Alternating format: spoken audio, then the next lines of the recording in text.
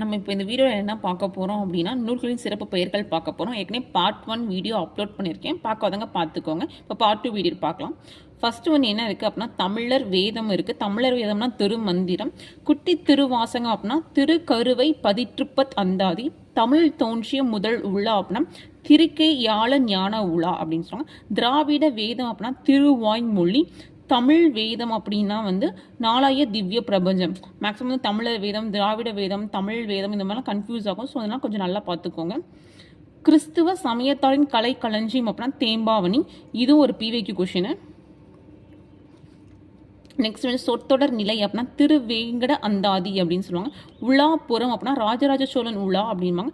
பழங்கால பண்பாட்டின் எச்சம் அப்படின்னா நாட்டுப்புற பாடல்கள். இது ஒரு பிவைக்கு கொஷின். பரணி நூலின் தோற்றுவாய் அப்படின்னா களவழி 40. இயற்கை அன்பு அப்படின்னா பெரிய புராணம்னு சொல்லுவாங்க. அது இன்னொரு பெயர் வந்து திருத்தொண்டர் புராணம்னு சொல்லுவாங்க. இயற்கை பரிணாமம் அப்படின்னு பார்த்தோன்னா கம்ப ராமாயணம். இயற்கை இன்ப கள்ளம் அப்படின்னா கலித்தொகை. இயற்கை வாழ்வியல் அப்படின்னா திருக்குறள். இயற்கை தவம் அப்படின்னா சீவ சிந்தாமணி. இயற்கை ஓவியம் அப்படின்னா 10 பாட்டு. இயற்கை இன்ப வாழ்வு நிலையம் அப்படின்னா சிலப்பதிகாரம் மணிமேகலை. இந்த 11லேருந்து 17 வரைக்கும் அடிக்கடி பிவைக்யூவில் கேட்டிருக்காங்க. ஸோ நல்லா பார்த்துக்கோங்க. அதே மாதிரி உலக பொதுமறை, உத்தரவேதம், வாயுரை வாழ்த்து, தமிழ்மறை, முப்பால், தெய்வ நூல், ஈரடி வெண்பா, இல்லாட்டி தமிழ் மாந்தரின் இனிய உயர்நிலை. இது எல்லாமே என்ன சொல்லுவாங்க, திருக்குறளுக்கு தான் சொல்லுவாங்க. நெக்ஸ்ட் பானாறு அப்படின்னா பெரும்பானாட்சிப்படை. பானாறு அப்படின்னா பெருமானாட்சிப்படை. குட்டி தொல்காவியம் அப்படின்னா தொன்னூல் விளக்கம்னு சொல்லுவாங்க, இலக்கண விளக்கம் சொல்லுவாங்க, ரெண்டுமே சொல்லுவாங்க.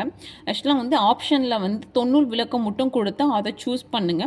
தொன்னூல் விளக்கம் அதுக்கப்புறம் வந்து இலக்கண விளக்கம்னு கொடுத்தா இலக்கண விளக்கம் சூஸ் பண்ணுங்க. ஏன் அப்படின்னா டேரெக்டாக வந்து 11th அட்வான்ஸ் தமிழ் EL 4ல் இலக்கண வரலாறுல குட்டி தொல்காப்பியம் அப்படின்றது இலக்கண விளக்கம்னு கொடுத்துருக்காங்க. ஆனால் ஒரு பிவைக்யூவில் இதுவும் கொடுத்துருக்காங்க. ஸோ ஆப்ஷன் வந்து தொன்னூல் விளக்கம் இருந்தால் தொன்னூல் விளக்கம் வந்து சூஸ் பண்ணுங்கள். இலக்கண விளக்கம் இருந்தால் இலக்கண விளக்கம் சூஸ் பண்ணுங்கள். இதே வந்து சேரர் வரலாற்று பெட்டகம் அப்படின்னா 10 அப்படின்னு சொல்லுவாங்க. ஏன்னா 10 சேர அரசர்கள் பற்றும் தான் சொல்லியிருப்பாங்க. ஸோ 10 பொருள் கலவை நூல் அப்படின்னா பரிபாடல் அப்படிமா. மருந்து நூல் அப்படின்னா திரிகடகம். சுக்கு மிளகு திப்பிலி. குழந்தை இலக்கியம் அப்படின்னா பிள்ளைத்தமிழ். ஏன்னா பிள்ளைத்தமிழில் வந்து யாரை பாடுறாங்களோ அவங்கள வந்து குழந்தையாக பாவிச்சு பாடுவாங்க. ஸோ வந்து குழந்தை இலக்கியம்னா பிள்ளைத்தமிழ்.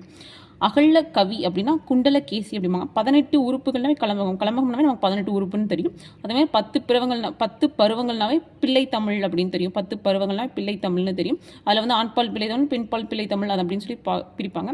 நம்ம புலன் எனும் சிற்றிலக்கிய வகைனா பல்லு. ஸோ இது ஒரு பிவைக்யூ கொஷின். ஆக்சுவலாக வந்து புலன்னு வந்தாலே பல்லு தான் வரும் மேக்ஸிமம். ஸோ 64 புராணங்களை கூறும் நூல் அப்படின்னா திருவிளையாடல் புராணம். இதே 63 புராணம்னா பெரிய புராணம். ஸோ பெரிய புராணம் வந்து சேக்கிழார் எழுதியிருப்பாங்க, இது பரஞ்சோதி முனிவர் எழுதியிருப்பாங்க. ஸோ ரெண்டையும் கன்ஃபியூஸ் பண்ணிக்காதீங்க. இதே வந்து பெருங்குறிஞ்சி உளவியல் பாட்டு, காவிய பாட்டு அப்படின்னா குறிஞ்சி பாட்டுக்கு இதெல்லாம் வந்து வேறு பெயர்கள் அப்படிம்பாங்க. இது கொங்குவேல் மாக்கதை அப்படின்னா பெருங்கதை அப்படிமா. பெருங்கதை பற்றி பிவைக்கில் ஒன்று கேட்டிருக்காங்க. அதோட வந்து அறிவியல் ரீதியான ஒரு கோட் கேட்டிருப்பாங்க. ஸோ பார்த்துக்கோங்க, சிலபஸில் வந்து வரும், சயின்டிஃபிக் ரிலேட்டடாக சிலபஸில் வரும். ஸோ கொங்குவேல் மாக்கதை அப்படின்னா பெருங்கதை அப்படின்னு சொல்லுவாங்க. நட்புக்கு கரும்பை ஊமையாக கூறும் நூல நாலடியாருக்கு வந்து இப்படி ஒரு சிறப்பு இருக்குது. இது வந்து ரொம்ப ஓல்டு ஒரு பிவைக்கு கொஷின். ஸோ வந்து நட்புக்கு கரும்பை ஓமையாக கூறும் நூல் அப்படின்னா நாலடியார். இயற்கை இறையருள் அப்படின்னா தேவாரம் சொல்லுவாங்க, திருவாசகம் ரெண்டுமே வந்து இறையருள். ஸோ வந்து கடவுள் ரிலேட்டடாக. ஸோ ஆக்சுவலாக வந்து வாக்குண்டம் அப்படின்னு பார்த்தோன்னா மூதுரை அப்படிம்பாங்க. இரும்பு கடலை அப்படின்னா 10 இது வந்து யூனிட் 8ல் ஒரு தடவை பிஐக்யூவில் கேட்டாங்க. பாட்டு அப்படின்னா சுந்தரரோட பதிகங்கள்னு சொல்லுவாங்க. இதே கடைக்காப்பு அப்படின்னா தேவார பதிகங்கள்னு சொல்லுவாங்க. ஆல்ரெடி நம்ம வந்து பார்ட் 1ல் 35 கொஷின்ஸ் போட்டிருக்கோம். இதில் வந்து ஒரு 38 கொஷின்ஸ் போட்டிருக்கோம். மேக்ஸிமம் இதுலேருந்தே வந்து கன்ஃபார்மாக ஒரு கொஷின் நம்ம அட்டன் பண்ண முடியும். 1 or 2 கொஷின்ஸு. மேக்ஸிமம் புக்கில் இருக்கிறது எல்லாமே நான் கவர் பண்ணி தான் போட்டிருக்கேன். மேக்ஸிமம் வந்து இதுலேருந்தே நீங்கள் வந்து பார்த்தீங்க அப்படின்னா எக்ஸாமுக்கு ரிவைஸ் பண்ணுறதுக்கு உங்களுக்கு ரொம்ப யூஸ்ஃபுல்லாக இருக்கும். கண்டிப்பாக 1 or 2 கொஷின்ஸ் இதுலேருந்து வந்துடும்.